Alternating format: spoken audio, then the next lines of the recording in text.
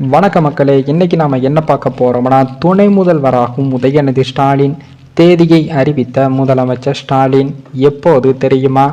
அதாவது உதயநிதி ஸ்டாலின் அவர்கள் துணை முதல்வர் ஆகிறார் என்பதுதான் தமிழ்நாட்டின் இப்போதைய ஹாட் நியூஸாக இருக்கிறது. கடந்த ஒரு வருடமாகவே இந்த செய்தி அடிபட்டு கொண்டு உள்ளது. ஒரு ஆண்டுக்கு முன்னதாக உதயநிதியிடம் இதை நேரடியாக கேட்டபோது அவர் அப்பாவிடம் கேட்டு சொல்கிறேன் என்று நகைச்சுவையாக பதிலளித்தார். உண்மையில் கடந்த ஒரு ஆண்டுக்கு முன்னால் இந்த தகவல் உதயநிதிக்கு நகைச்சுவையாக தெரிந்து இருக்கலாம். ஆனால் இப்போது அது சீரியஸான செய்தியாகவும் மாறுகிறது. ஆங்கில ஊடகம் ஒன்று வரும் பிப்ரவரியில் முதலமைச்சர் ஸ்டாலின் வெளிநாட்டு பயணத்தை மேற்கொள்ள உள்ளார் என்றும் அதற்கு முன்னதாக உதயநிதி ஸ்டாலின் துணை முதல்வர் பொறுப்பில் அமர்த்தப்படுவார் என்று செய்தி வெளியிட்டுள்ளது. ஏற்கனவே ஆளுநருக்கும் திமுகவுக்கும் ஒரு மோதல் போக்கு நிலவி வருகிறது. இந்த நிலையில் தான் துணை முதல்வர் பதவியை அவர் ஏற்பாரா என்ற சிலர் கேள்விகளும் எழுப்பி வருகிறார்கள். அதில் கணிக்க வேண்டிய விஷயம் என்னவென்றால், அமைச்சரை மாற்றத்தான் ஆளுநர் அனுமதி தேவை என்றும் துணை முதல்வராக உதயநிதியை அமர்த்த முதலமைச்சரின் அதிகாரமே போதும் என்றும் ஒரே ஒரு அரசாணை வெளியிட்டால் எல்லா பிரச்சனைகளும் தீர்ந்துவிடும் என்றும் அப்படித்தான் சட்டமும் சொல்கிறது. ஏற்கனவே கருணாநிதி அவர்கள் முதலமைச்சராக இருந்தபோது ஸ்டாலின் துணை முதல்வராக பதவியில் அமர்த்தப்பட்டார். அப்போது ஆளுநர் அனுமதி கேட்கவில்லை, அரசாணை மூலமே அதனை செய்து முடித்தார்கள். ஆக வழி மிக தெளிவாக உள்ளது.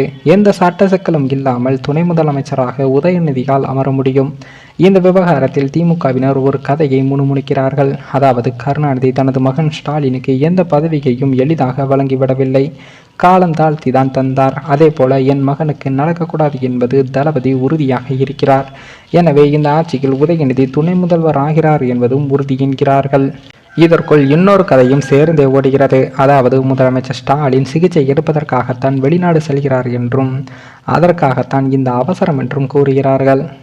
அதேபோல இந்த ஒட்டுமொத்த பரபரப்பு குறித்தும் திமுக செய்தி தொடர்பாளர் கான்ஸ்டன்டர் ரவீந்திரன் அவர்கள் ஒரு விளக்கத்தை அளித்து உள்ளார். அதாவது துணை முதல்வர் வந்தால் நல்லதுதான், இன்னும் அரசு சார்ந்த பணிகளை வேகப்படுத்தலாம். ஆனால் உதயநிதி ஸ்டாலினோ அந்த கருத்தை மறுத்துள்ளார். ஆகவே அது நடக்குமா என்பதை பொறுத்திருந்துதான் பார்க்க வேண்டும்.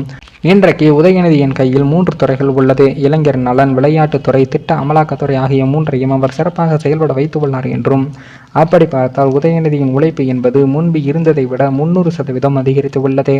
நானே அதை கண்கூடாக அருகிலிருந்து கவனித்து வருகிறேன் என்றும் ஆக அவரது வேகத்திற்கு இணையாக கூடுதல் பொறுப்புகள் தருவது தவறாக இருக்காது என்று கருதுகிறேன் என்றும் கூறியிருந்தார்.